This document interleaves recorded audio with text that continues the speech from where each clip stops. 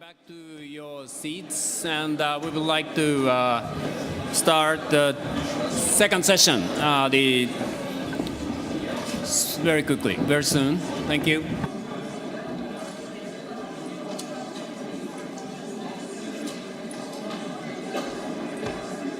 Hi.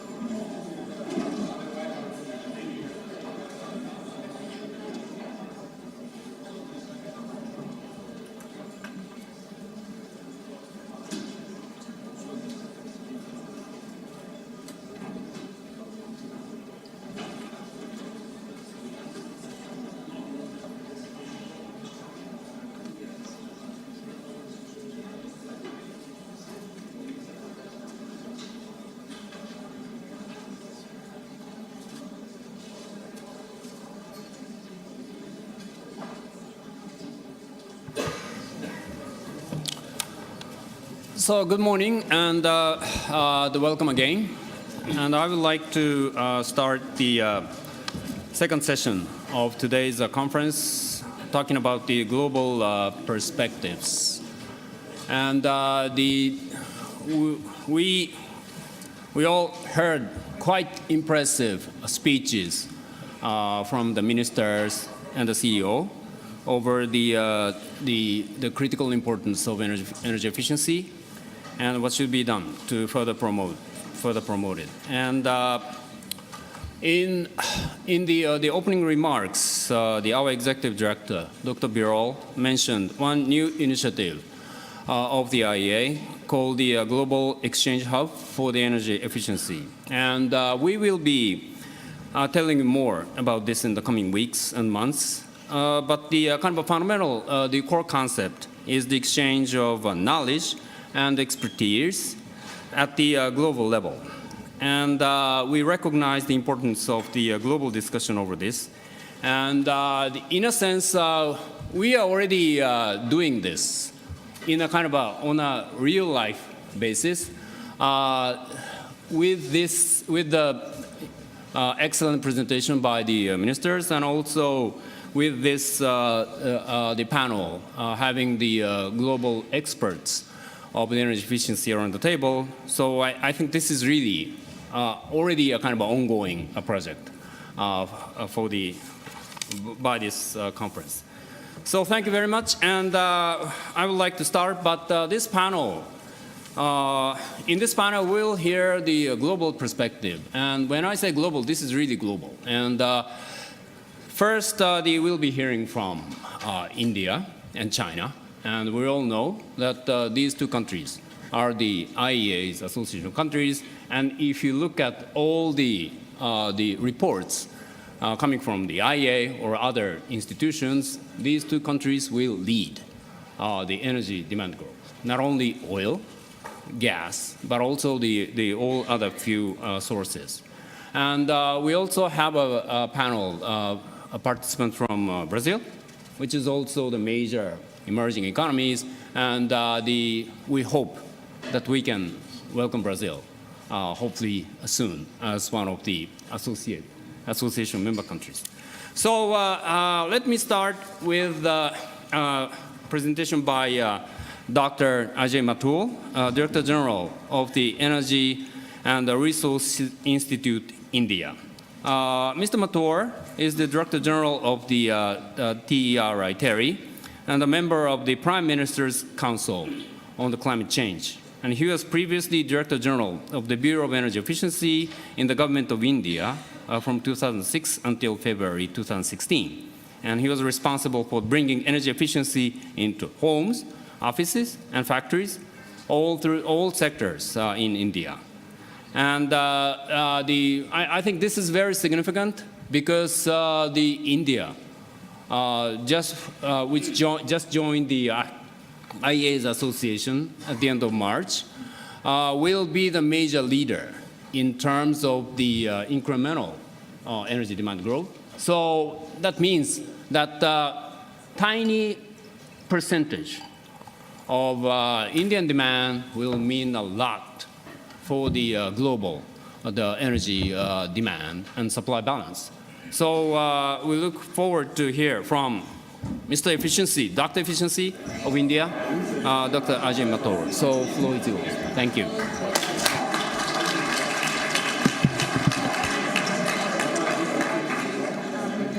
Sadamori-san, thank you very much.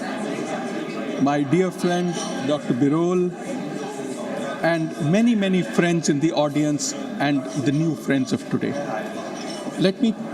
First of all, let me congratulate IEA for this great initiative. And as I've often said, this is something which we should have started many years today, but I'm glad that we are here. I've been warned by the chair that we are pressed for time. I should be concise to the point. I will certainly try. Otherwise, I'd speak for about 2 hours. What I'd like to do is to share with you a wee bit about what has happened in the past, and in the process also talk about the challenges of the future. And the point that I'd like to make is that as this journey continues, India has, and I'm sure that every country would look at each other, see what we can do by learning from experiences, but also in many cases, we will have to develop country-specific paths. So our energy efficiency paths will be a mix of the learnings from everybody else, as well as paths that are crafted for our needs and circumstances. I'll start out by pointing that the energy consumption in India per capita is very low. And I make this point in context to the fact that for a good quality of life, and the Human Development Index is a good surrogate, you need a minimum supply of energy. There's just no way of avoiding it. That's the only paradigm the world knows. But the good thing is that as countries develop later, they are able to reach that high quality of life with a lower amount of energy use. Look at Japan and Korea. And the reason, of course, is that we have got better, more energy-efficient technologies, and as you adopt them, we are able to provide a far better quality of living for each one of us and our fellow citizens as compared to countries that industrialized yesterday. This is all the more urgent given the fact that we have a global carbon budget against which we are hitting. So, therefore, what can we do? Over the past few years, the energy intensity of the Indian economy has been declining at more than 2.5% a year. This is on the basis of the IEA data on energy use divided by the GDP in purchasing power parity terms. That's great. The challenge is, how do we accelerate it? In relation to people's incomes, energy prices are high. They're extremely high. So that measure alone can't be used very much more. And therefore, it takes us to the issue of energy efficiency policy. If we need to manage this demand growth, it becomes important, and this is an IEA graph, it is important that the amount of energy efficiency we do is able to provide a far greater amount of savings so that the energy that is provided, and I hope that in the future it will be from renewables, is ever less than it was yesterday. I often compare this to a leaky bucket. No matter how much water you fill in it, it will never be full. In a very similar case, if you don't have a system that's energy efficient, an economic system that's energy efficient, no matter how much energy that you provide from oil, from gas, from coal, from renewables, it will never be enough. Energy efficiency, as Dr. Birol has very rightly pointed out, is the first fuel that we have to focus on. So, as we have moved ahead in India, there are some things where we have, as I use the word, shamelessly copied from the example of other countries. And the example was made earlier today when you talked about buildings.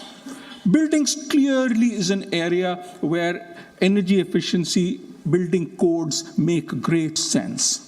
There is a challenge in their implementation because in every country, in every geography, these are based on jurisdictions, state level, municipal level. And therefore, how do we get from the national level to the municipal level and implementation is always a challenge. Nevertheless, this is one of the first things that we can work on. The second area is equipment and appliances. Across the world, standards and labels have proved amazingly successful. I could share with you the Indian story where the Indian equipment manufacturers said, if you put energy efficiency standards and labels, it'll make things more expensive, people will not buy them, we are an extremely price-sensitive economy. We were forced to introduce labeling on a voluntary basis. But obviously there were enough people who did it. And in a matter of a year and a half, 50% of the air conditioners and 2/3 of the refrigerators that were sold were labeled, despite the fact that cheaper, less labeled equipment were available. Obviously, there was a huge communications program which told you and me of the benefits. The Indian consumer, like the consumer anywhere else, is value sensitive, if we are able to communicate that value. And therefore, one of the messages that I leave is, in all our work, communication is central. It's not something else. But whatever we do, if we are not able to communicate it to the people for whom it is meant, then our work is pointless. As we moved ahead, we looked at how we could accelerate the programs. And I'd like to share with you two stories.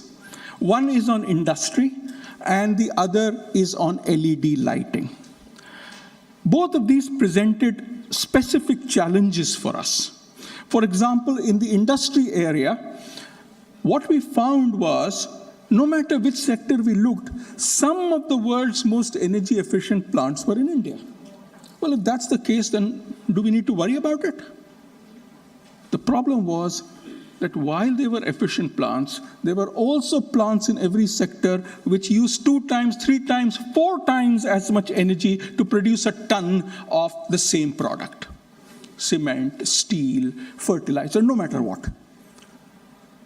It took us some time to realize that our public policy problem was the diversity, the bandwidth of energy efficiency. If everybody was efficient, that's not a problem. The problem was there was some here and there was some here. We did a lot of interaction with industry, and the program that was ultimately implemented was, it's called PAT, Perform, Achieve, and Trade. Every large producer has to reduce their specific energy consumption. Even the guy who's most efficient in the world. This may seem unfair. But what we said was, the guys who are efficient, they reduce their specific energy consumption by this much. Those who are inefficient reduce it by this much. So if you're already efficient, you've already invested, your goal is smaller. And then to sweeten the cake, we said, if you're, because investment cycles are, people invest in technologies at particular points of time. They're not going to do it every year. So we said, if you end up with more savings than your target, you can either keep them for the next cycle, or you can sell them to others. We gave it to the companies as energy saving certificate. Now, in the first cycle, where there were 478 industries that were covered, who accounted for, I think, about 30% of the total energy consumption in the country, total. And this is electricity, fuels, etc. They massively overperformed. There was about a 30% more savings than was targeted. Since then, we have moved to cycles in which new plants are added on an annual basis, but each plant has a 3-year cycle. So there are new sectors, there are new plants which come up, and I think today approximately 50% of the total energy in the country is covered by one or the other PAT targets. So this has been a learning. How do you get people on board? It has also been a learning on how do you set targets. If there was a 30% overperformance, clearly we set the targets too low. But when you're starting a program, how on earth do you know if it is too high or it is too low? This gave us the challenge of, so how should we set targets in future cycles? There was also the issue that obviously the companies reported, and there were a set of impaneled third-party auditors who went and checked that. How do you police these verifiers? What the system that was used was 10% were verified by a second auditor. Is that the best way? Can we move towards some kind of a transparent platform through which this can be done better? These are issues that continue to be on the agenda. And if everybody moves to a third party, say 50,000, ISO 50,000 kinds of platforms, would we be better off?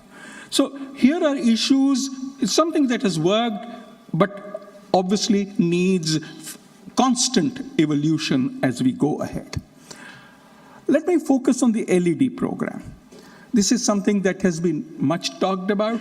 I think my colleagues here in the audience, particularly from EESL, which managed this,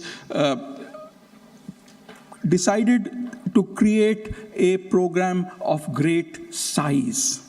Here the problem was that while LED bulbs were very efficient, the first cost was relatively high in people's minds, even though the payback period was 3 years. And therefore the challenge was, how do we provide it to everybody at prices they can afford? And because the market wasn't able to take off, this special company, it's a public sector company called Energy Efficiency Services Limited, which was created. And their business model is to aggregate demand on one side. So they would go to the electricity distribution companies and tell them, we will sell these LED bulbs to your consumers. What you do is you collect money every month from them, and the amount of money every month is equal to the cost of a normal bulb. And you keep on collecting it till all our money has been gotten back, so there was no subsidy in the program. There was also a guarantee, if the bulb fails in 3 years, it will be replaced, no questions asked. Then on the other side, they turned around and did bulk procurement. The first bulk procurement that they did, the price was about 310 rupees. But by the 6th procurement, it had fallen to 38 rupees, and today 245 million LED bulbs have been sold through this program. There's obviously sales outside, but what you can see is how it transformed the Indian market. And a similar program is underway for municipal street lights. ESL is changing 10,000 street lights every day. Every day. It tells you of the magnitude of the program. And it tells you one of the great opportunities that we have is to use the size of the market to bring down prices and to rapidly transform the entire market. Now, here also there are challenges. What do we do as far as the quality of bulbs is concerned? Today, ESL takes on the entire burden of quality testing each tranche of bulbs that it gets, therefore having third-party verifications through the star labeling program. Another issue is LED bulbs last a long time. So you set up a large amount of manufacturing capacity. What do they do after 3 years? So these are concerns that need to be addressed all through. Smaller manufacturers, there is now earmarking for them, for example. So these are issues that we continue to grapple with as we go along, finding interesting ways of addressing them. But the point remains that creating a public sector company which aggregates markets on the one side and creates bulk procurement to bring down prices through procurements one after the other on the other side helped us create a situation in which the transformation happened. All of these programs, the building program, the appliance program, the LED program, all of them have led to savings which now account for about 6% of the energy use in the country, and the goal is to enhance it to 10%. So it's been reasonably successful. But as we go ahead, there are challenges that we face in accelerating this program. A key problem that we have faced, and we discussed it in great detail in a meeting yesterday where we talked about collaboration and cooperation, learning from each other, is the issue of what is the policy problem. As we discussed in the case of the industry, figuring out what the policy problem was, that it was the bandwidth, itself took us a long time. Data is always a problem when you go into new areas, because traditionally, data is not collected in those areas. But you have to make a policy. So we made that, but it was made in a way that it was in industry's interest to keep providing data.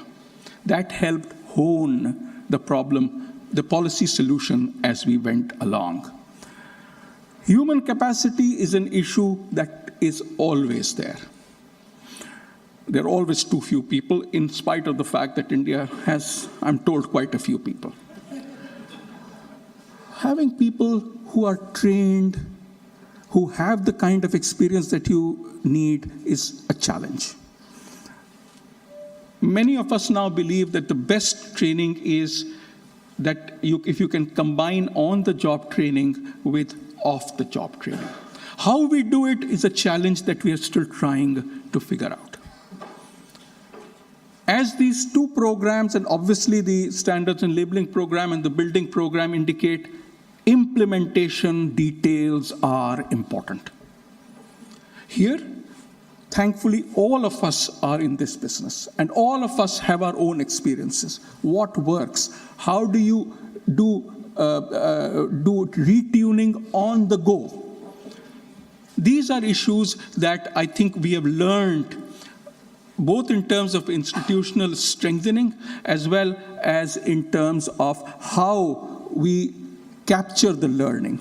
One of the things that we are very, very grateful to the IEA is to help us in creating a methodology through which the savings can be computed.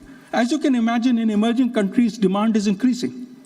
So even if you have energy efficiency gains, it's an increasing curve. How do you figure out the savings? How do you separate out what would have happened without energy efficiency and what is it that has actually happened? It's a bit of a counterfactual. Thankfully, these things are in place. Now, one of our challenges remains that for energy efficiency, because the options are more expensive as far as first costs are concerned, the cost of capital becomes very important. And in a country where the cost of capital is 10, 11, 12%, we are looking at innovative ways in which to get it at a cheaper rate. So this continues to be a never-ending quest on trying to figure out mechanisms through which people are comfortable. They have a lower risk perception in investing in energy efficiency projects in India. Minister Mizrahi spoke of the air conditioning challenge in UAE, similarly in India. It is the single largest growth factor. And therefore, energy efficiency in air conditioners is important. EESL has just started a program on super efficient air conditioners, far, far more efficient than the best available in the market in India at that time. We are looking at enhancing the DSM programs. Dr. Birol, you spoke of the fact that trucks across the world don't have efficiency standards. This is something that work has started. My colleague, Mr. Bakre is here, who's the Director General of the Bureau of Energy Efficiency, who led this work for many, many years in various positions before he came to the Bureau of Energy Efficiency. I'd like to end by requesting you to join us at what we are calling as Inspire 2017. International Meeting on Energy Efficiency, which will be in the city of Jaipur on the 27th and 28th of November. Back to that, there is another meeting put together by the Alliance for an Energy Efficient Economy, which is an Indian coalition of companies, experts, and think tanks on energy efficiency, which is the Energy Efficiency Conclave immediately following that. On behalf of ESL, which is organizing it, on behalf of the Bureau of Energy Efficiency, and on behalf of TERI, my organization, I do hope to see many of you there. Thank you very much.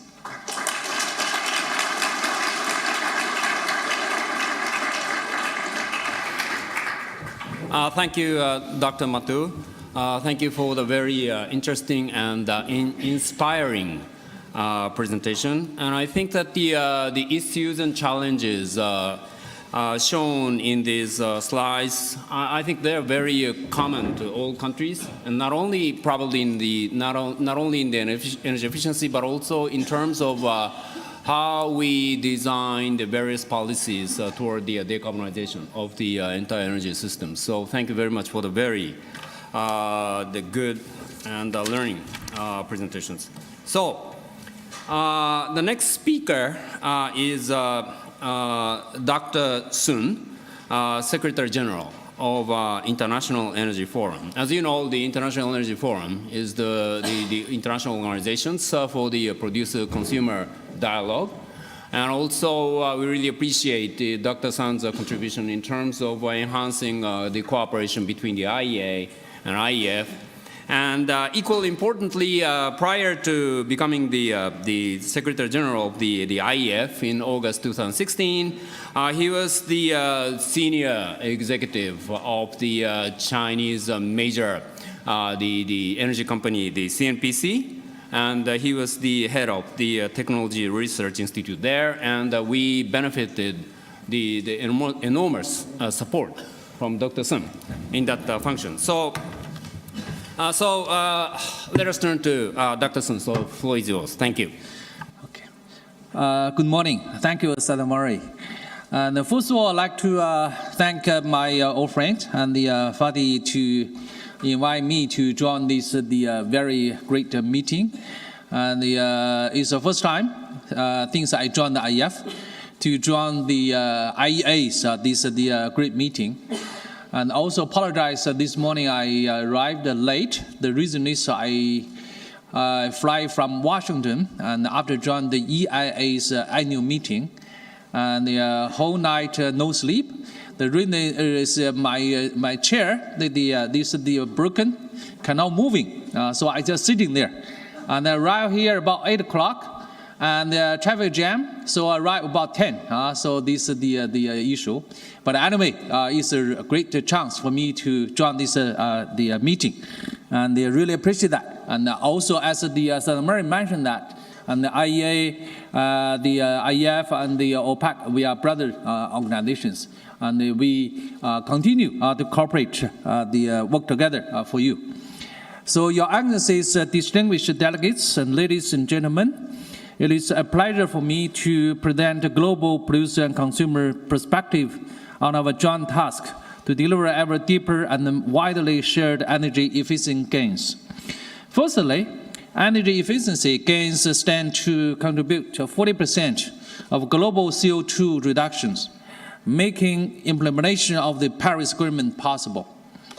Our collective efforts to improve the energy efficiency will create pathways that are doable, reliable, and fair for producers and consumers of both developed and emerging economies by balancing the energy security, economic growth, and energy transition goals. Secondly, energy efficiency elevates the obstacles to connect the 1 billion people that live without access to electricity, and 3 billion people lacking clean cooking fuels. The eradication of energy poverty is an indispensable requirement for sustainable and equitable development globally. The United Nations 2030 agenda comes within much closer reach if we do better together on energy efficiency. Energy efficiency bridges higher performance standards with a greater affordability in regions where energy demand growth is strongest, but the purchasing power relatively weak. Thirdly, it is important to note that alongside keeping global warming within check, while facilitating universal energy access, energy efficiency delivers increased returns on resources, greater global competitiveness, innovative technologies and jobs, better living and health. In short, our collective energy security and the well-being of nations rest over more on the efficient and rational use of national resources whilst going forward. More progress has been made in enhancing energy efficiency and the rational use of natural resources since the early 70s. The movement towards a more sustainable development of finite resource wealth we share with the future generations. Studies after the Club of Rome reported on the limits to growth in the 1970s. And OECD countries' dependence on international energy markets has benefited tremendously from policy and technology cooperation. After energy market security concerns led to the establishment of the International Energy Agency in 1974. It is not surprising, therefore, that past progress on energy efficiency has been made mostly by OECD countries' demand-side policy. Today, around 2/3 of global energy consumption is uncovered by energy efficiency standards. Energy economies are in the lead, and energy exporting countries embraces the benefits of energy efficiency too. The energy intensity of global GDP has improved by a third over the past 2.5 decades. It is reasonable to expect this decline to continue, but we must work together better if we are to accelerate development and meet agreed goals. The improvement rate of 1.8% achieved in year 2015 must increase to reach at least 2.6% annually up to 2030. China, where energy intensity improved by 5.6% in year 2015, leads the efforts in emerging economies where the correlation between the economic growth and energy demand is still strong. And the benefits from policy and technology cooperation's energy efficiency are highest. Here, annual energy intensity must improve by 3.7% on average, compared to 2.2% annual improvements required from developed OECD economies. Taken together, these would lead to a decrease in the yearly growth of energy consumptions without hampering development. Similar to market transparency, energy efficiency benefits all.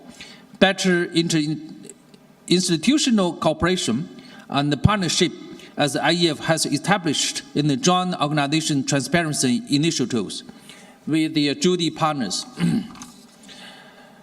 provides the platform to better serve the interests of both the producing and consuming countries share in energy efficiency gains to meet economic, climate, and sustainable development goals.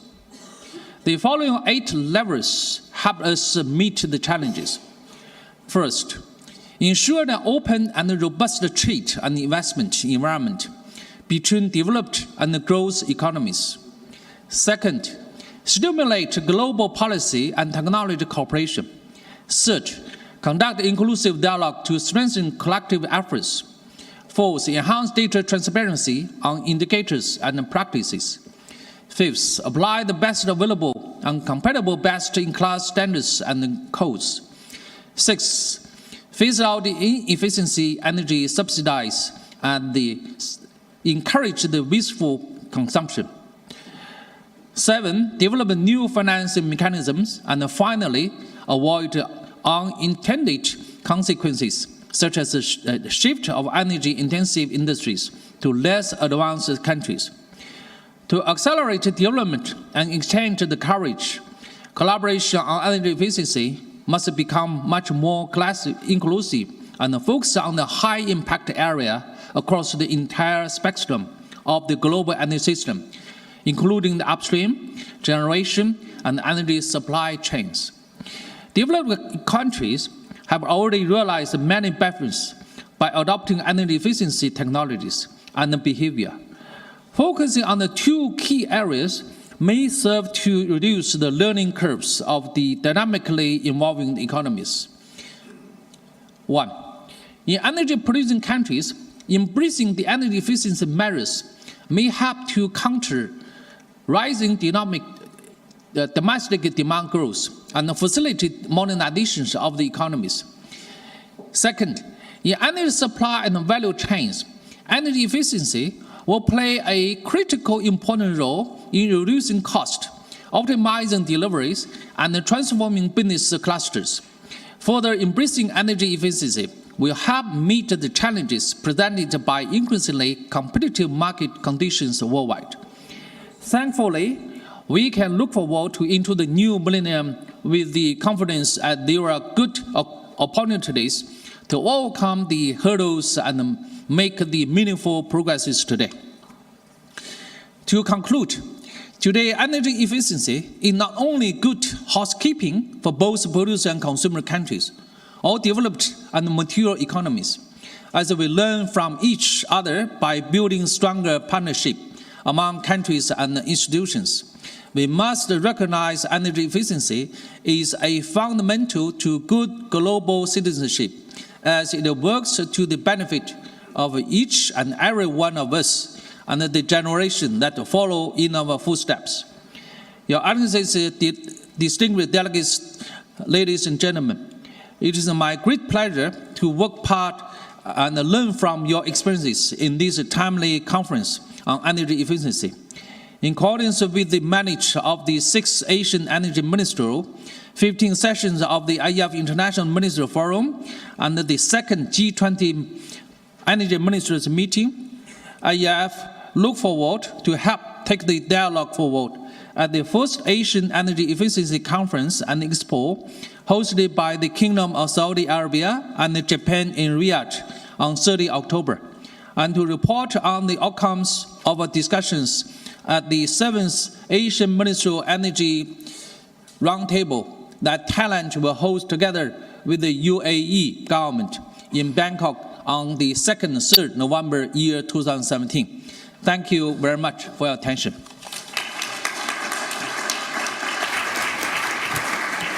Thank you, Dr. Soong, for the very clear message on the critical importance of the energy efficiency, not only for the sustainability, but also in terms of the energy security, and also, of course, the international cooperation would be vital in moving the energy efficiency agenda forward. Thank you very much for that.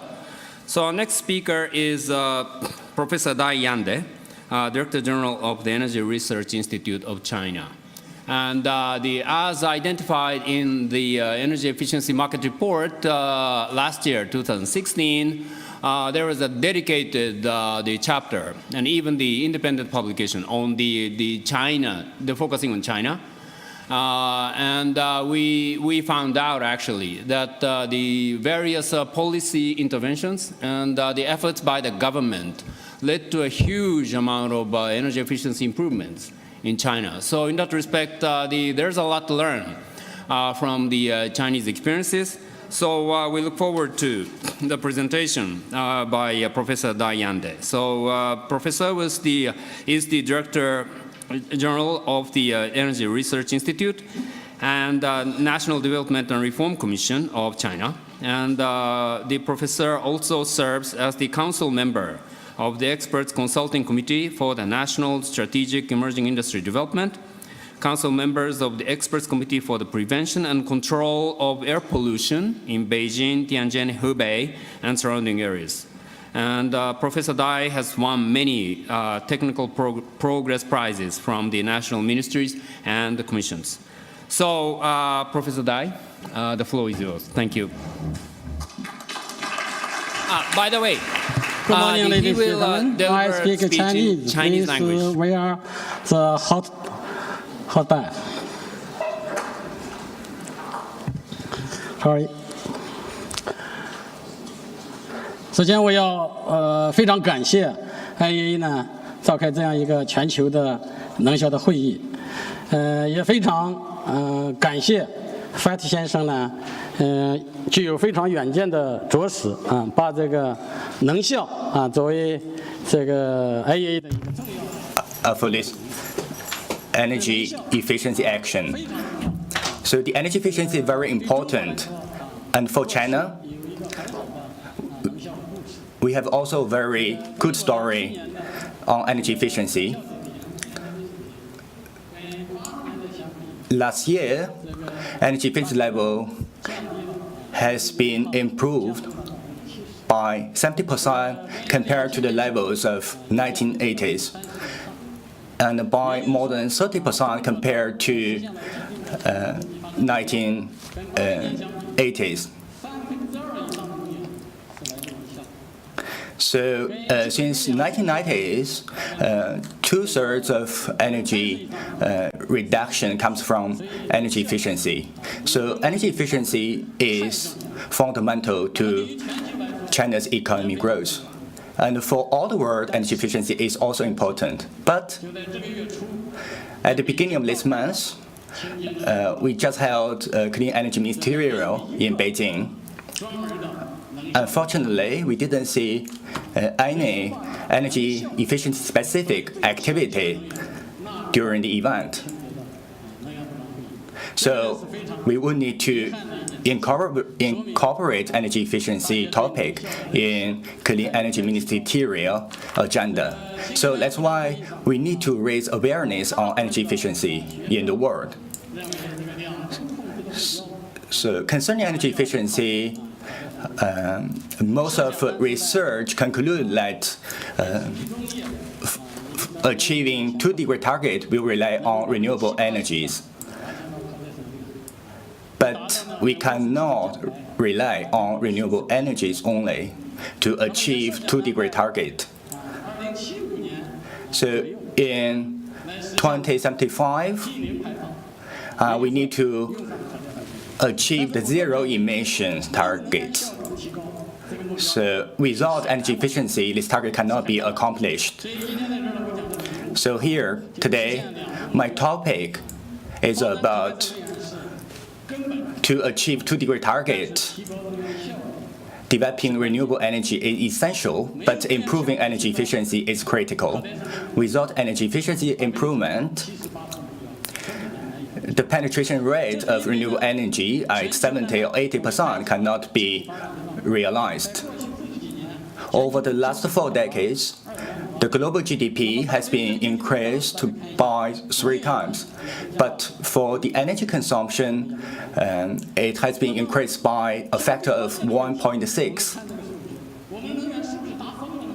But can we say that our energy consumption has peaked? But how can we replace renewable energy, replace energy consumption by renewable energy? In 2050, we have still 10 billion of tons of oil equivalent will be added. So here you can see there is the great disparity of development across different regions.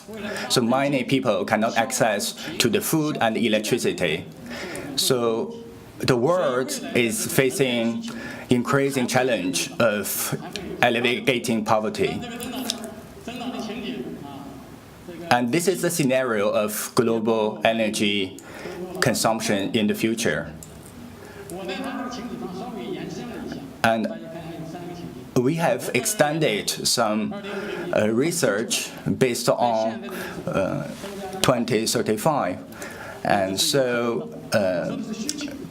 the energy consumption would be increased by 10 billion tons of oil equivalent in 2050. Despite that, renewable energy market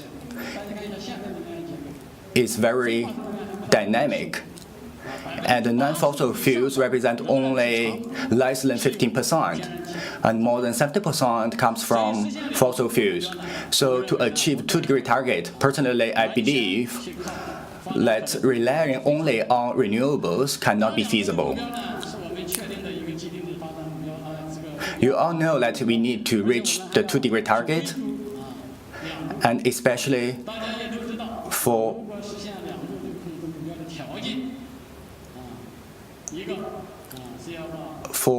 achieving the 2-degree target, we need to control the greenhouse gas emissions to be under 450 ppm. So we need to reduce greenhouse gas emissions by 70% in 2030. So commitments from different countries can allow us to achieve this target. This is a great question. If we do a comprehensive analysis based on RNDCs, you can see we are far from achieving the 2-degree target. From now, greenhouse gas emissions have to be reduced by 0.6% annually. But now, unfortunately, green gas emissions increase continuously. So this challenge exists well. So how can we achieve greenhouse gas emission? So by which means? Less than 15% come from non-fossil fuels, and most renewables are based on hydro and wind. So the future development of wind and solar resources can cover all our energy growth. And nuclear is very essential for assuring energy security, and this is a question that is raised in many countries. So the IPCC fifth report shows that if we reduce emissions by 70%, and even renewable energy represent 70%, we still need to make emissions below 10 billion tons of oil equivalent. That means that 10 billion tons of oil equivalent will come from energy efficiency. That's why I would like to say energy efficiency is fundamental to achieving our target. Without energy efficiency, we cannot reduce the denominator to achieve the share of renewable energy targets. Of course, the IEA research demonstrates this point as well. You can say energy efficiency plays a leading role in global climate regime.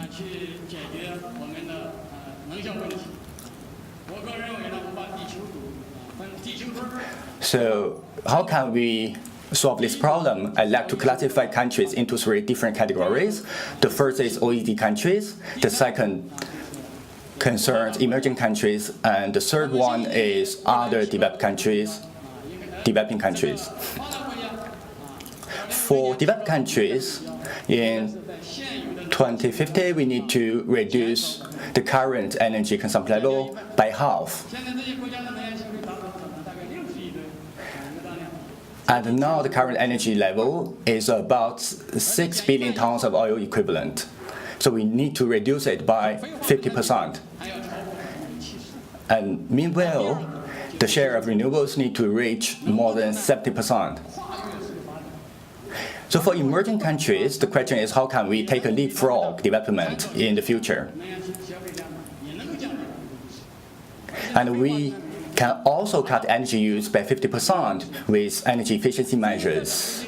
and the share of non-fossil fuels in the energy mix can reach more than 50%.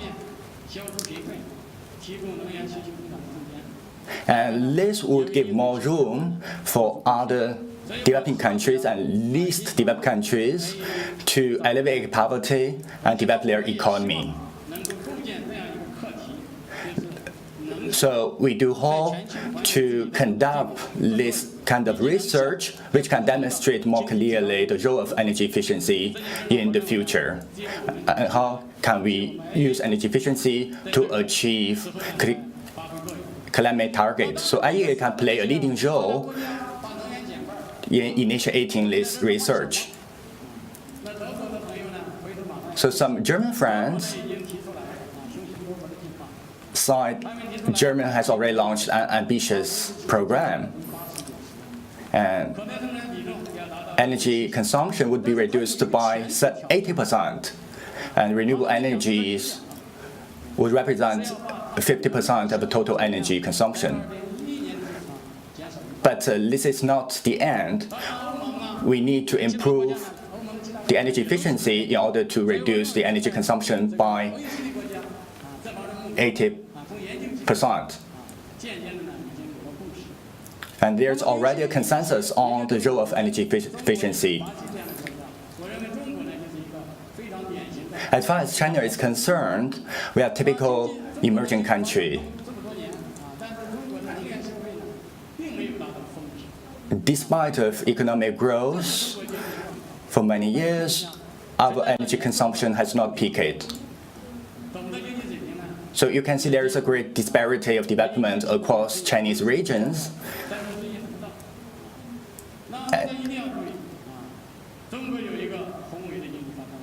And you can notice the Chinese ambitious development plans here.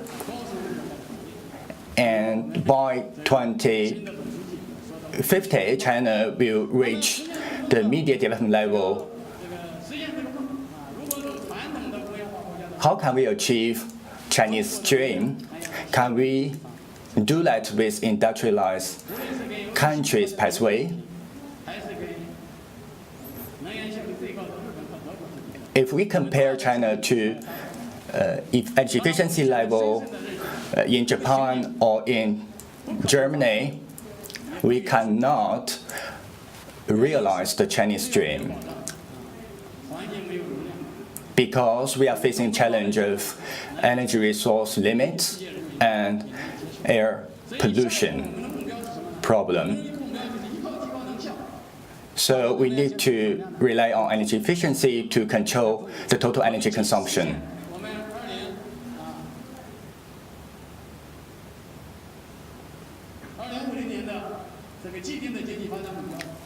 By that way, we can realize 2030 development objective. And our target is to control energy consumption to be 5 billion tons of coal equivalent.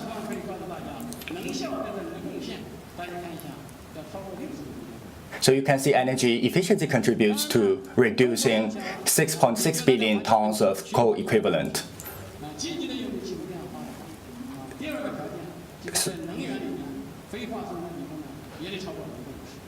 And also, we need to increase share of renewable energies to more than 50%. So with two means, we can achieve climate target.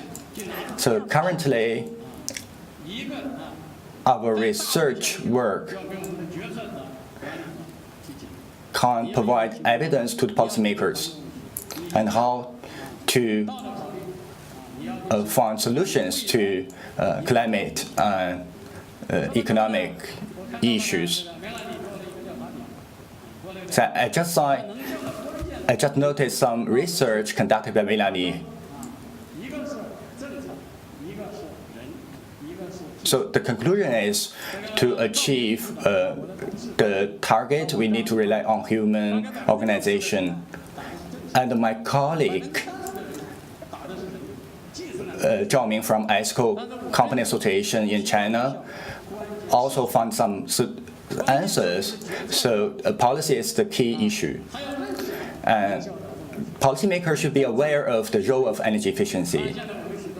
But now,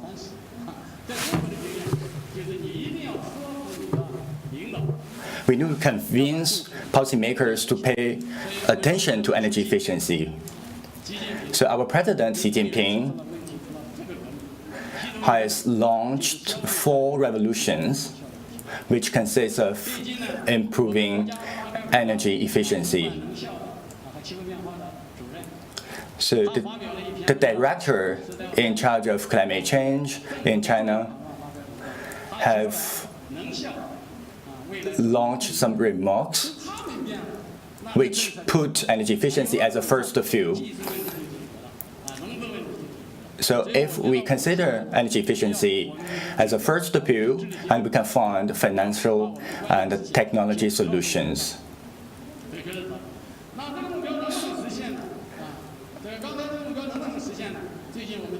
So how can we achieve the target? We have done some research in collaboration with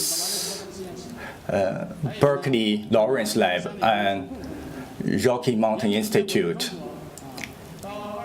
And this research shows that China economy would increase by 6 times, while primary energy would increase only by 16%.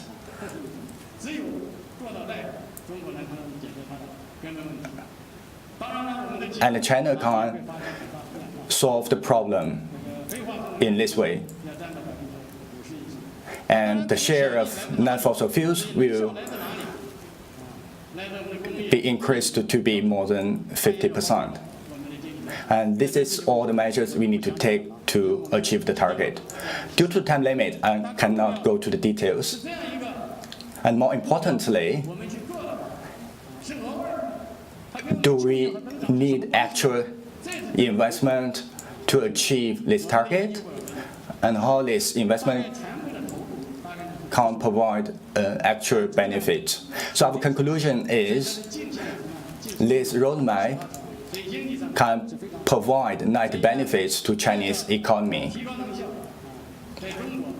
with 21 trillion RMB.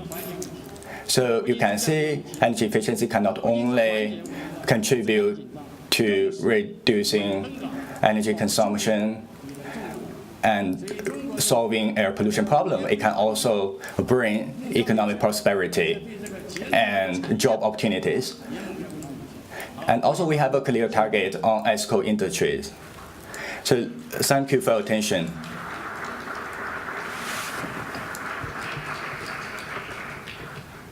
Thank you very much, Professor Dai. Thank you for this very the clear presentation on the quite an ambitious scenario. Totally decoupling the economic growth with the energy consumption growth. And also, I think it's quite right that all those low carbon policies, not only the renewable growth, but also the efficiency and other low carbon sources growth would be critical to ensure the sustainable goal for the entire energy system. So thank you very much for that.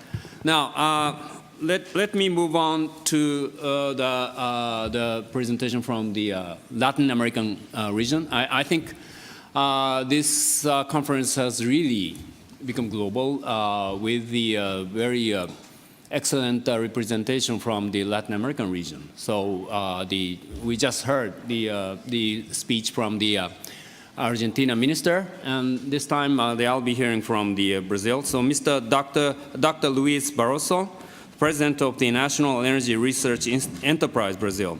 So he was appointed the CEO of the National Energy Research Enterprise in July 2016, and prior to that, Dr. Luis Barroso was the partner and managing director at the PSR Consulting, where he worked for 17 years, managing and consulting the energy studies in about 30 countries within the Americas, Europe, and Asia. So we'll be hearing from Dr. Barroso. So floor is yours. Thank you. Okay, so good morning, actually, to everybody. It's a great pleasure to be here. I'd like to start by thanking Dr. Fatih Birol for having us here, and to congratulate Brian for the excellent organization of this conference. Brazil is very pleased to be here delivering this presentation to you all. I was supposed to have some slides, if I could have them shown here. Yes, thank you very much. And I will try to share with you a little of the exercises and the homework that Brazil has been doing on the energy efficiency arena. I come from EPE. EPE, we are a 400 people organization. We are roughly the technical arm of the Ministry of Energy. So most of the analytical work and of the technical hard work that supports the policy decisions in Brazil, they pass via my organization. And this is the outline of the presentation. I'll discussing with you where is the potential in Brazil, where are we now, how do we do to scale it up, and what have been the main concrete actions and challenges, most importantly the challenges that we have been facing in the country. So some rough numbers for you on the energy side, on the energy consumption. These are the figures for Brazil. It's clear that the main potential for energy efficiency in the country is centered on the industry, transportation, and on the building areas. When we think about decarbonization of the Brazilian industry, transportation is the low-hanging fruit, especially with biofuels. But here, this is not the topic today. So on the energy efficiency side, these are the three main focus areas. When we go to the electricity specific segment, the situation is pretty interesting because today our consumption is in the range of 500 terawatt hours per year, split pretty much between industry, building, which accounts for the majority of the consumption of electricity in the country. We're going to something around 970 terawatt hours per year in 2030. This is, of course, depends on the economic growth. The two main segments will still be industry and building. And one important aspect is that Brazil is between the very set of few countries that have actually put explicit energy efficiency goals in its NDC. So in the Brazilian NDC, we are committed to achieve 10% of savings in the electricity consumption by 2030. The potential is pretty significant because if you take 10% of the figure that is down in this pie chart here, this corresponds to something in between 15 to 20 gigawatts of installed capacity, which is quite a lot. This is something about 1.5 times the size of Itaipu Hydro Dam, which is a 14,000 megawatt hydropower plant built in the border of Brazil and Paraguay. So the potential is pretty significant in terms of what we have committed ourselves. And we have been looking to this challenge in two ways. Actions from the demand side, so treating demand as demand, but also looking to actions on the supply side, where, for example, Brazil has a number of isolated systems, mostly located in the Amazon, where they supply electricity via liquid fuels generation, so diesel and fuel oil. This generation is very costly, is very expensive, and it is a low-hanging fruit to replace them by energy efficiency. They are heavily subsidized in the country today. So just for your understanding, today the cost of this generation in some of these regions, I've brought the experience of the city of Boa Vista, which is this small little tiny green region in the map. The cost of generation is about $300 per megawatt hour. The tariff that is paid there is less than a half of the cost of the generation because there is a heavy subsidy. So using energy efficiency to reduce subsidies on an action on the supply side makes lots of sense, in addition to everything that has been said here, which focus pretty much on the consumption side. We have been implementing a number of energy efficiency policies. This is a list of what we have been trying so far. So we have tried of everything. Labels, energy conservation programs, minimal energy performance and standards, obligations, energy efficiency plans, energy efficiency commitments as well. And I must tell you in a very transparent way that not all of these actions have been done in a very coordinated fashion. Sometimes we lack better coordination. This is one main challenge. But where do we want to get? This is the plan for us. We are looking to scale our energy efficiency actions and results up.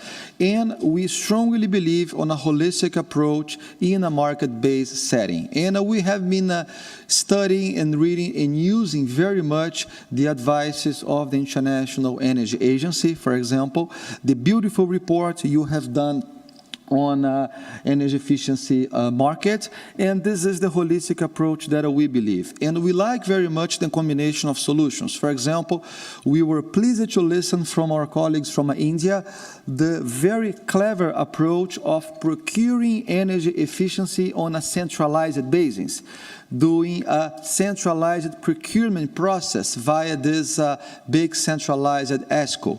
Brazil has been doing this to procure renewables since 2004 via our renewable energy auctions. And we like very much the idea of organizing centralized procurement process so that we can leverage on the economies of scale and on the country size that we can definitely profit out of it. Which have been the main principles that we have been trying to implement along the energy efficiency chains, has been these ones that are written here. So we really want to establish a suitable governance arrangement, which is very difficult, mobilize the need financial and human resources, promoting the economic signals. We strongly believe on the ability of prices to coordinate decisions, getting stakeholders' involvement, searching for international collaboration. That's why we are here, and Brazil is very much committed to this type of dialogue. And communication. This has been mentioned before. We strongly believe that communication is a key principle to make this work. And moving from theory to practice is very difficult, as we all know, and the challenges are many. We have separated the challenges that we are seeing in Brazil in these three main dimensions, on the technical, economic, and implementation sides. They are all here. These are no news for, I would say, all of you. The challenges have actually been on the financing side, on the business model, on the perception of high risks for some solutions, competition with the core business investments of some players, for example, on the distribution companies. This has been mentioned before in the presentation by our colleague from Morocco. Regulation, conflict of interest sometimes appears, coordination, as I mentioned before, and on the technical feasibility, capacity building, as Dr. Fatih Birol mentioned in his presentation. We believe this is everything together with a measurement and verification. Sometimes this is very difficult to go from theory to practice. We have been trying to address those challenges in many ways. So keeping this same axis, this is the set of actions that we in EPE, together with the Ministry of Energy, we have been trying to do. So on the economic feasibility side, we have been working a lot with lenders, with the banks, trying to bring private financing, trying to bring public financing, ESCOs and everybody else to the table, and communication via workshops has been our strategy. The same holds for implementation side, and on the technical side, we have been doing analytical work. So cost potential curves for energy efficiency are being finalized now by EPE. Data it has been mentioned before that data is everything. We need better data. We are trying to do our homework on this, and creation of the National Energy Efficiency Indicators database so that we can have our KPIs and our benchmarks against, ourselves. We like very much the concept of the hub that has been mentioned by Dr. Barroso before, and as a matter of a big coincidence, we have been doing exactly the same thing in Brazil. So we are positioning EPE, my organization, as one energy efficiency hub for Brazil. We want to get stakeholders' involvement so that we can produce one energy efficiency action plan. This word action is very important because we don't want this plan to be another document that will just be saying pretty much what we have been saying in Brazil for the past 20 years.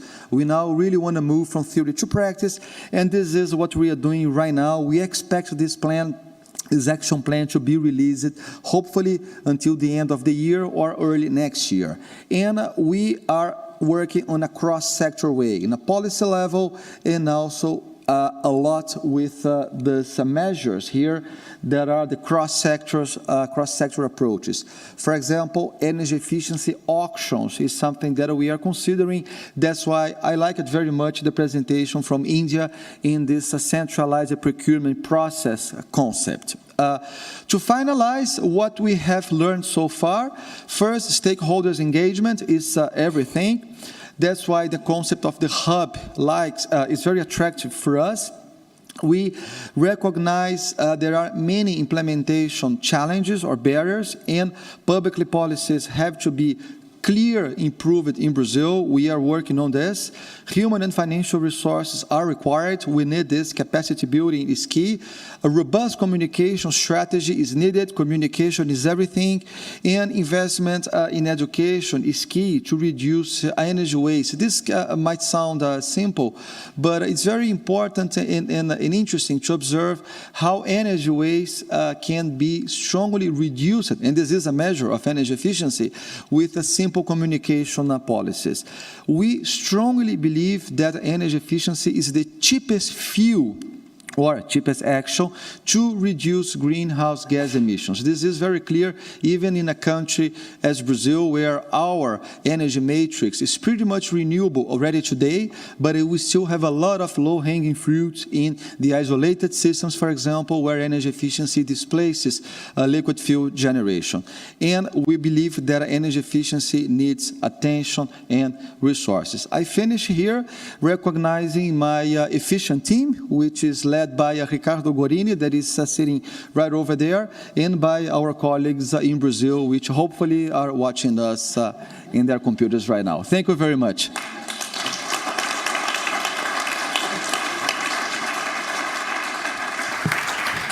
Thank you, Dr. Barroso, for this very well-organized and comprehensive, nice presentation.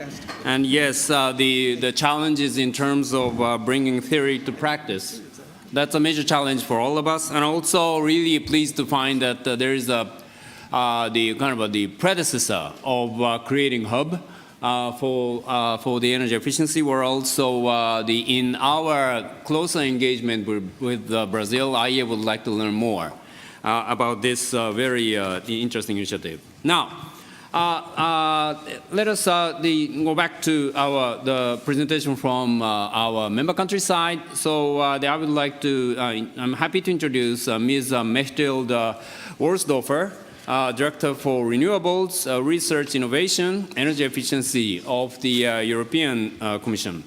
The Mechtilde she has been the kind of a leading figure in the development of the Energy Union framework strategy of the European Union, and also not only in this current function, but she has been representing the European Union energy world in various multilateral or bilateral fora, and so we have been supported by her effort from the European energy side. And I would have to say that the IEA's energy efficiency work has been benefited from the very strong support from the European Union and also from the country like Denmark and other countries. So I would like to express appreciation to that. So let us hear from the European perspective from Ms. Mechtilde Worsdorfer. So floor is yours. Thank you.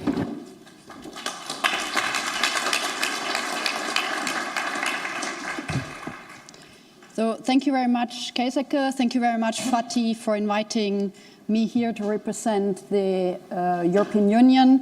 Thank you, Brian, for organizing it. I think it's an excellent occasion to learn from each other. It gives us the global view, and I'm very happy to participate now in the global perspectives and present the European Union perspective on what we are doing in the energy efficiency area. I will have 4 main points in my presentation.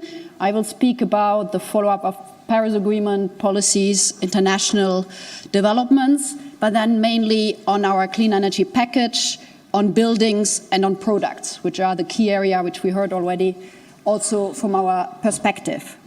So for us, obviously, the starting point for energy efficiency policy has been already many, many years ago. But nowadays, I think we got an acceleration with movements and policies involved. We had the Paris Agreement, where energy efficiency, also from the European Union side, played a key role, but also our 2030 energy and climate framework, which we have endorsed in 2014, which puts an energy efficiency target of 27% for 2030, 27% of renewables, and minus 40% of greenhouse gas emissions. Since then, we have developed and quite recently been very much engaged in different talks at the global level. We had, for example, with China, EU-China summit, EU energy dialogue, and the last one 3 weeks ago focused very much on an exchange on energy efficiency and renewables. We will organize also with India a summit later this year, and you will see that nowadays the bilateral summits like EU-India, there will be a key focus again on energy efficiency and renewables. The same for Africa and the neighborhood policy, where we do a lot on the electrification, for example, in Africa, and other efforts. And 2 weeks ago, Fatih mentioned it in the beginning, we had a very successful meeting in China on the Clean Energy Ministerial on mission innovation. And here the Commission, the European Union, decided to be the co-lead on 2 major campaigns. One of them was already mentioned, the super efficient appliance deployment, where we will co-chair together with India, and the new campaign on energy efficiency in buildings, where we will co-chair together with France. So I think on that side, we see more and more movements. When it comes to the implementation at EU level of the Energy Union, which is our key strategy, key priority since 2 years since this new Commission started, and we now need to implement it. The Commission came out end of last year with what we call the Clean Energy Package, which has 3 objectives. The first one is energy efficiency first, and I will concentrate on that one. The second one is renewables, becoming the world leader in renewables policies and renewables promotion. And third one is the focus on consumer. We want a more proactive consumer in the energy transition, clean energy transition we are promoting together with our 28 member states. So now in the energy efficiency area, we propose a new target for 2030, which is 30% energy efficiency.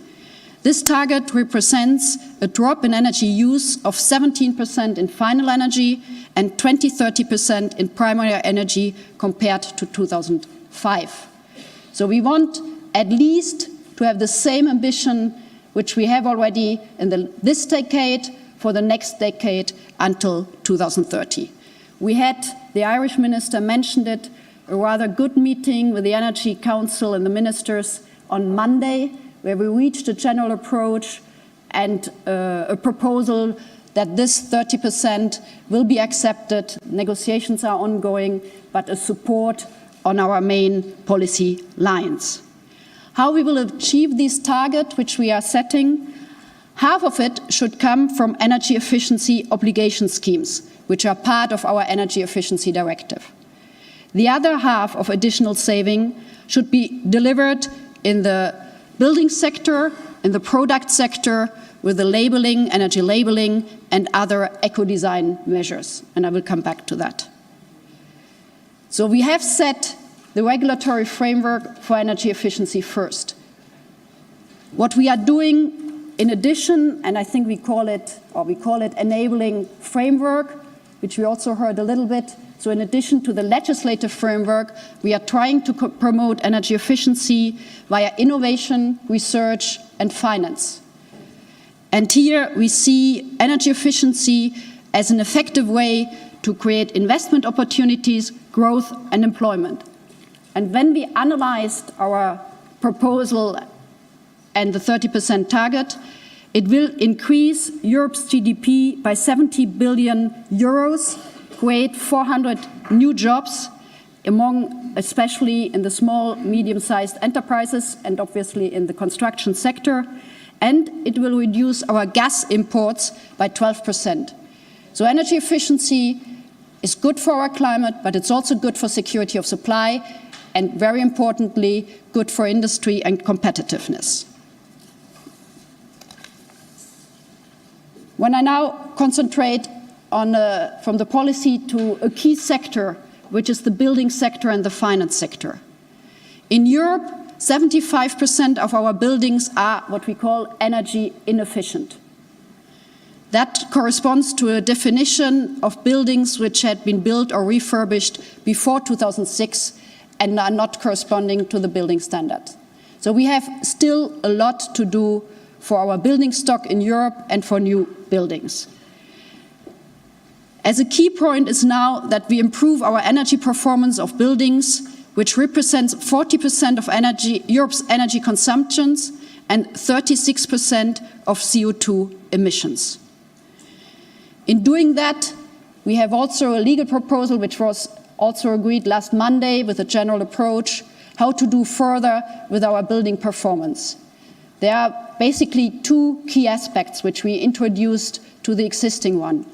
First of all, to make our buildings smarter, to introduce smart appliances, smart meters, smart homes, digital index, where we try to improve with digitalization and smart appliances our buildings.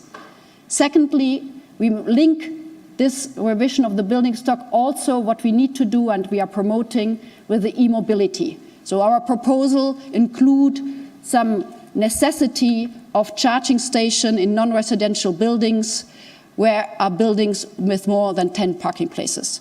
This is now under discussion in the Council, but it shows that we try to combine different things, as it was already mentioned before, so transport and building, for example, and others. When it comes to energy efficiency measures and buildings in particular, we now are also looking at finance. So we have started and launched together with our package last year what we call smart finance for smart buildings. Because on one side, we can and have made available public money and how to use public money better, but we also want to unlock the potential of private financing by supporting a more effective use of the public funds, but also by aggregation and assistance for project development and a change in the risk perception of financiers and investors. There are a couple of initiatives linked to that. I will just mention one or two, which we have set up, and I know there are a couple of participants who are very active in that. That is the Energy Efficiency Financial Institution Group, the EFIG Group, which has come up with a report in 2015 on the main obstacles for finance in the energy efficiency sector. It has been a huge exercise with 120 participants from the banking sectors, public and private, industry and stakeholders. And now we are following up.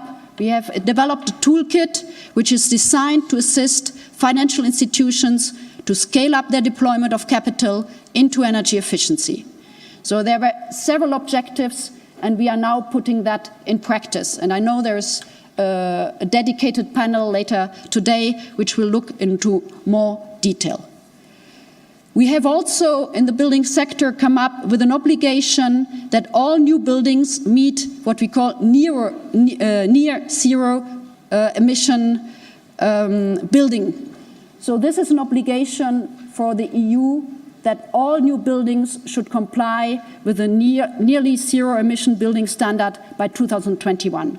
We know that many other countries, 85 countries, directly or implicitly mention various energy efficiency also in that sector, like China. 30% of the new construction by 2030 should be also built in relation to nearly zero emission buildings. Let me come to our last area, but there are many more things to say, but I will focus now on the product sector, where I think the Commission and the EU in general had been quite active and quite successful in recent years. And as many products are traded across border, high energy savings can be achieved through regulatory convergence. And that's why I think it's an area where we might want to increase closer cooperation international in order to have this energy performance of products and appliances, because there's still some existing uncertainty about the immediate future of international regulatory convergence across developed economies. So there's some exchanges in the context of the G20. There's the Energy Star project we have together with the US. There's IEA very active in that area, IPIC, SEED, I already mentioned, as a campaign of SEM and many others. But I think this is an area where we would like to have more convergence and more exploratory discussions about what benefits it might be brought by continuation or strengthening of frameworks, promoting mutual understanding and cooperation in the energy performance of products. Last but not least, we have also adopted finally last Monday a new energy label. So this is something which has helped us when we look at the 2020 target for energy efficiency, the 20% at EU level. 1/3 came out of products, labeling and eco-design. So we are quite happy after long discussions inside the EU that we have now again a clear process for rescaling the existing labels and come back to A to G.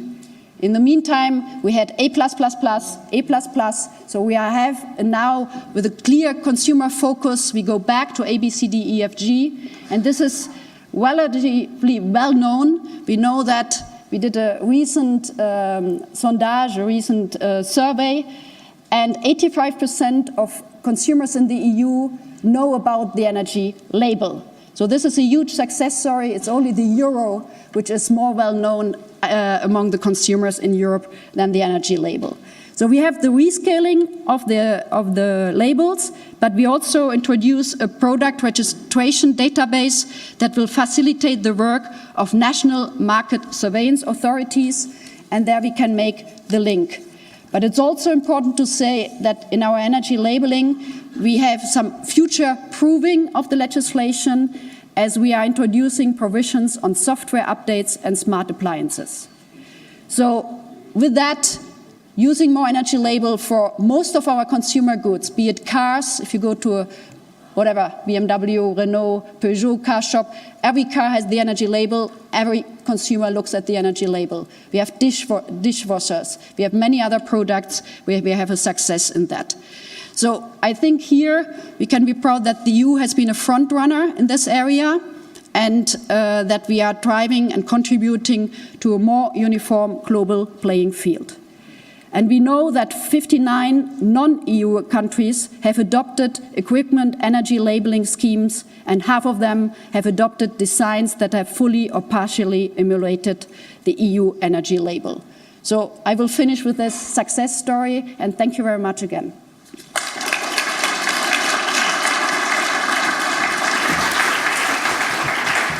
Thank you, Mechthild, for the very concise and good presentation on the various successful stories about the focusing on the certain sectors, including buildings as well as the consumer goods and the appliances equipment. So thank you very much for that. Now, finally, I would like to, I'm pleased to introduce the next and final speaker, Mr. Ulrich Benterbusch. So he's the Deputy Director General of the Energy Policy Department at the Federal Ministry of Economics and Energy of Germany.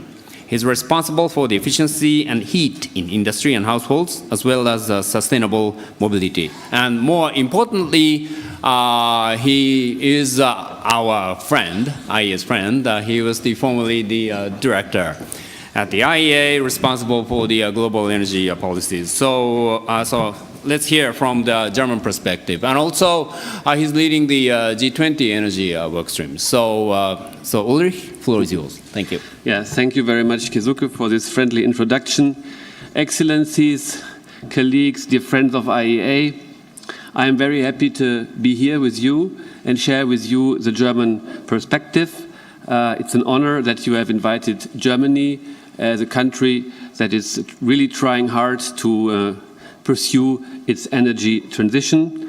And of course, I'd like to thank in particular Brian for organizing this wonderful conference with, of course, the support of Fatih and Keisuke. You have done a wonderful team work, and it's really very intriguing to listen to all these very, very wonderful contributions this morning. Germany is serious to commit the Paris Agreement, and Paris does matter for us. And it has brought already changes in our policy and in our thinking. If you look at the German energy transition, in discussing the Paris results, we really realized that what we have done up until now, that was more or less an electricity transition.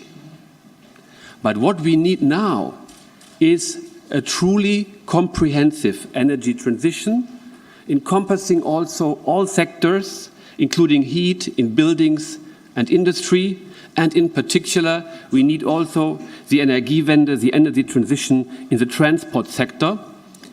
And you will understand that for a country like Germany, where the economy depends a lot on the car industry, this is easier said than done. But we are fully convinced that we can reach our ambitious targets only if we truly implement energy efficiency policies at the highest standards together with renewables. These are the two pillars that we will base our Energiewende on. Now, where do we stand in Germany when it comes to energy efficiency? What do we have done so far? You know that we have elections in September, so it's also good to look a little bit back in the 4 years and look a little bit ahead what will come.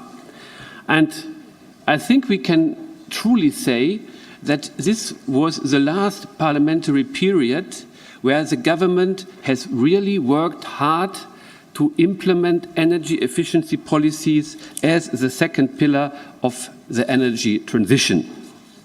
And for the first time ever, we have developed a national tool, the so-called National Action Plan on Energy Efficiency, which contains roughly 40 measures, which I will not dwell on in detail. That would be much too much.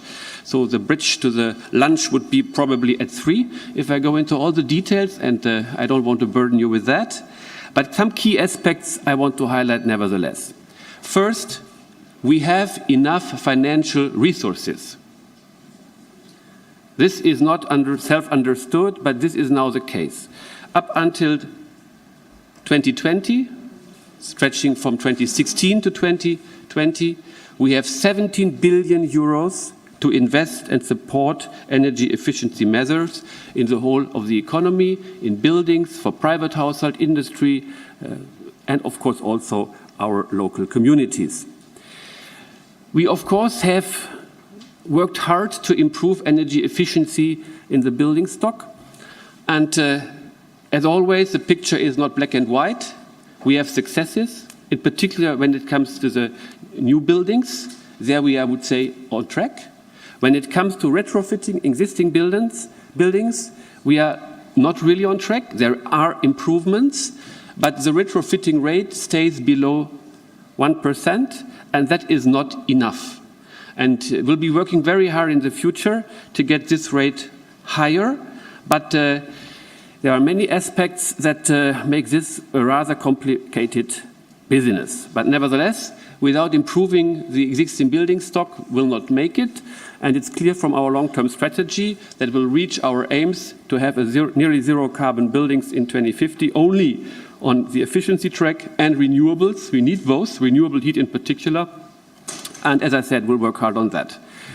With regard to industry, we want this energy efficiency investment in industry being driven by market forces.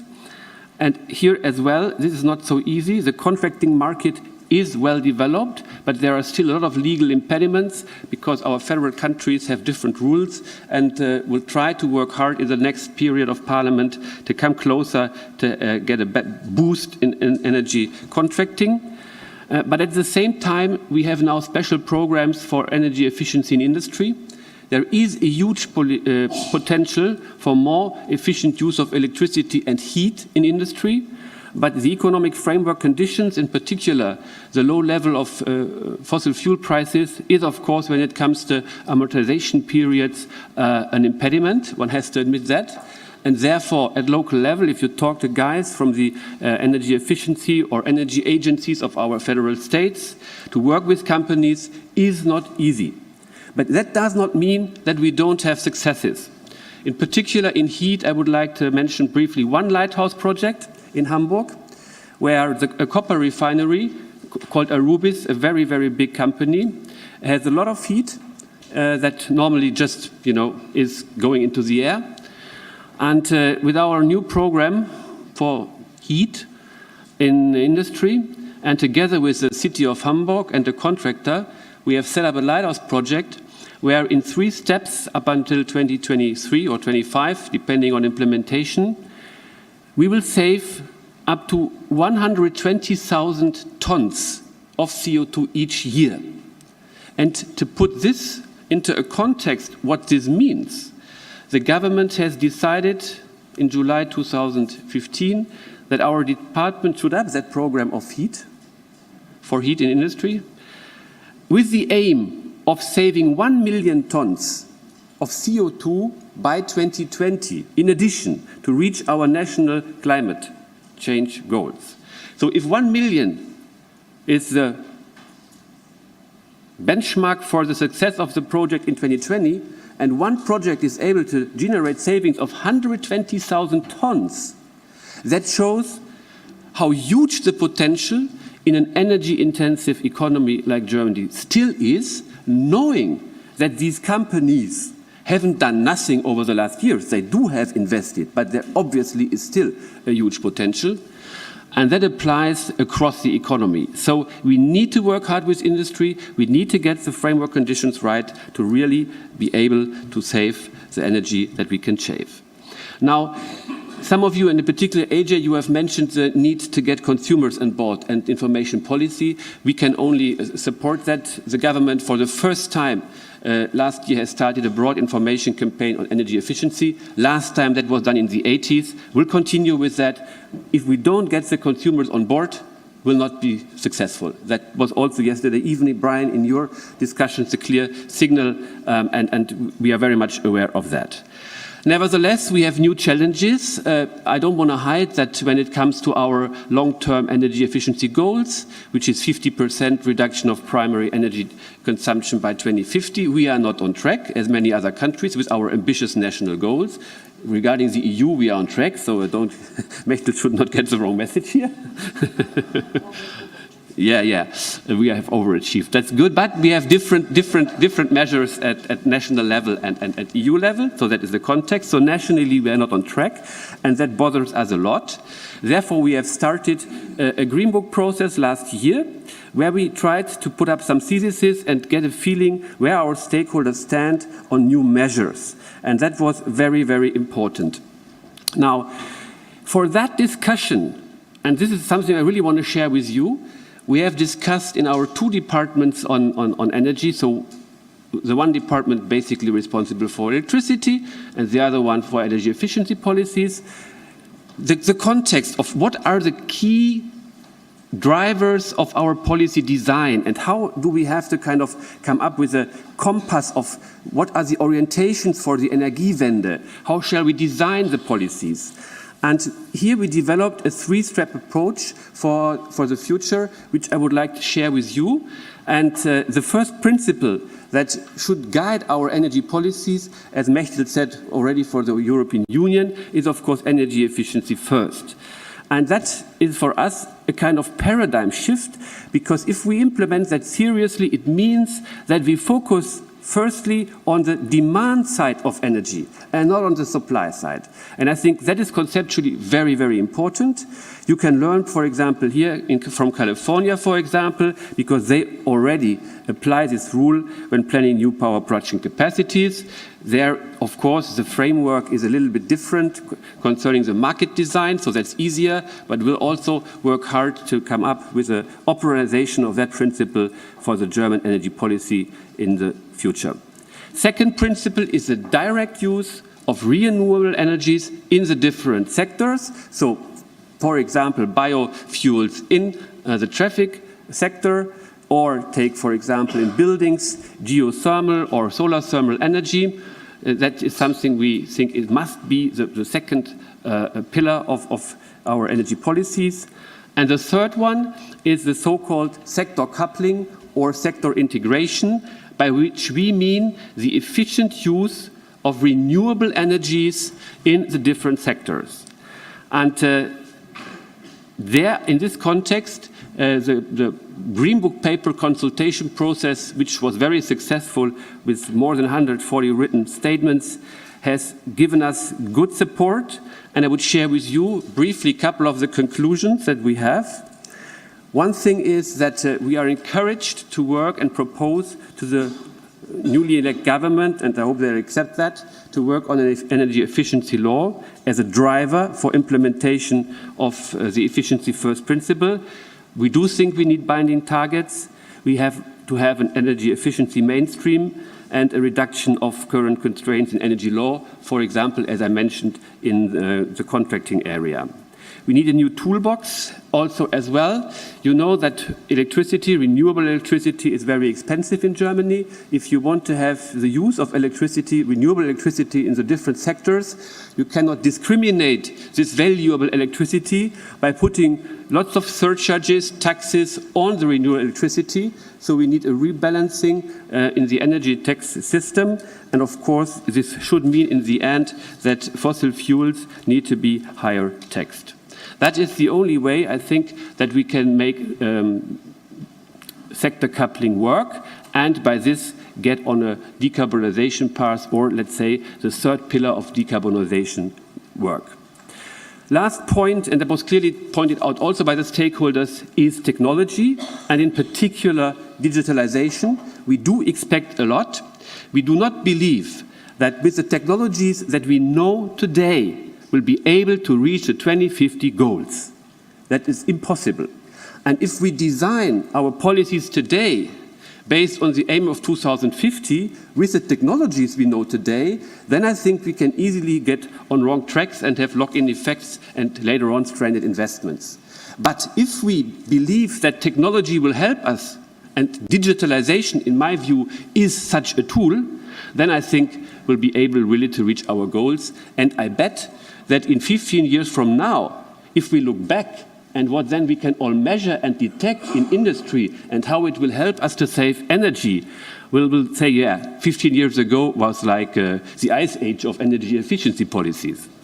So let's hope and bet on the future developments. I will not dwell a lot on the winter package. Mechtel has done that. Just to support what she has said, we need a strong European framework. That's necessary for the internal market. And I would also like to mention just one point, the label, which is a great success. And here, when it comes to the consumer, then I think one thing in the future we have to kind of improve when developing the standards for the label, because the label needs to really keep the promise it has. Once in a while, in the past, we had procedures in washing machines, you know, very efficient, but then you have to run the washing machine for 6 hours. And I don't know that anybody runs the washing machine for 6 hours. So that is something we have to be aware of, because we need to be credible. And the label is a very, very good instrument, but it needs to keep its promise. And we are all aware of that, so I'm pretty sure that we'll improve on that. My last point is energy efficiency cooperation under the German G20 presidency. We work hard to really give a true boost to international energy efficiency collaboration.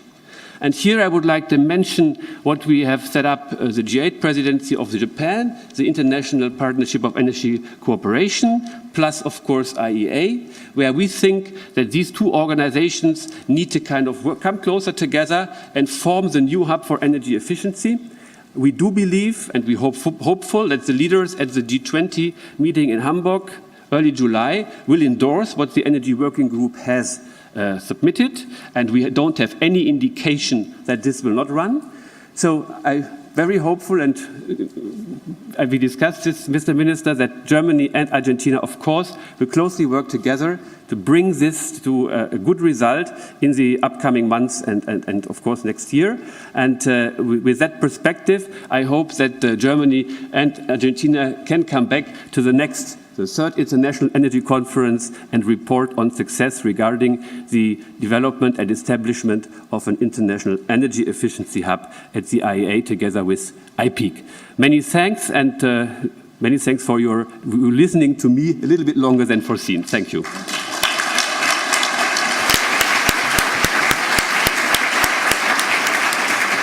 Thank you. Thank you, Ulrich, for the very interesting and clear presentation. And the 4 pillars that you mentioned, they are actually exactly what the priorities for the IEA. And especially your 4th point about the digitalization,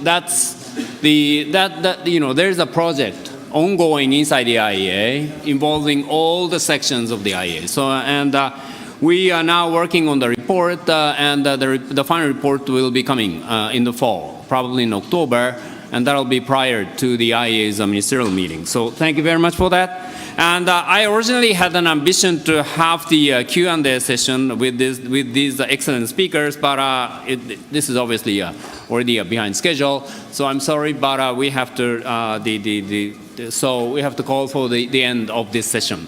And thank you very much for that. And the afternoon session starts from 2 o'clock sharply. So finally, join me in thanking the excellent speakers of this panel. Thank you very much for that.